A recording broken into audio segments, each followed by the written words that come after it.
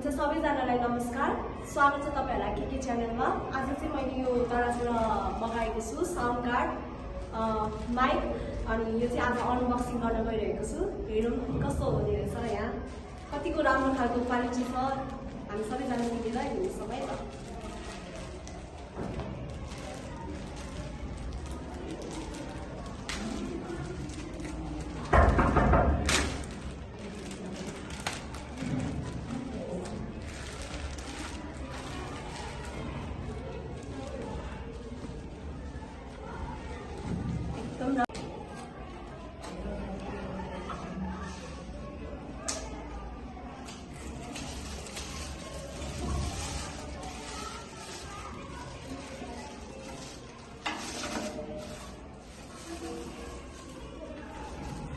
Mic holder,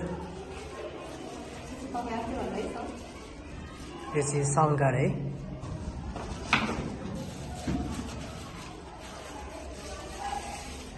mic,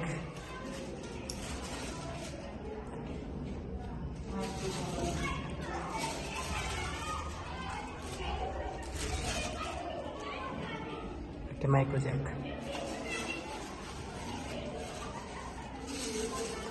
त्यो mic stand हैन त।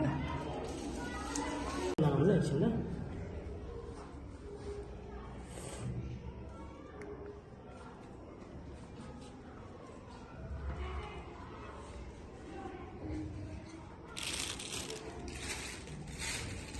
फेरि पनि म आइसकेको छु भिडियोमा।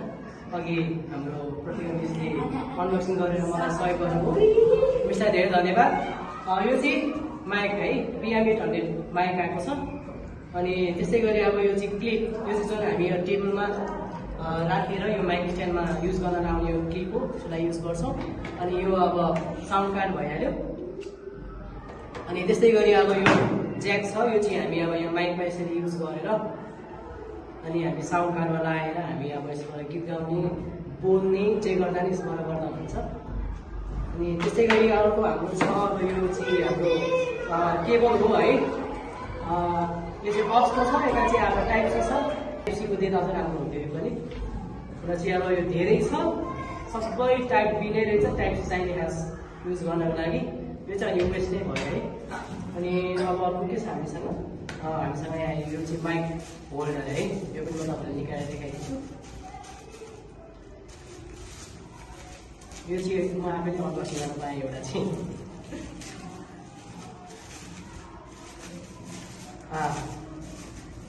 यो चाहिँ माइक होल्डर यो हुन्छ। यो चाहिँ अब यसलाई हामी यहाँ राखेर अनि माइकमा हामी युज गर्छौँ।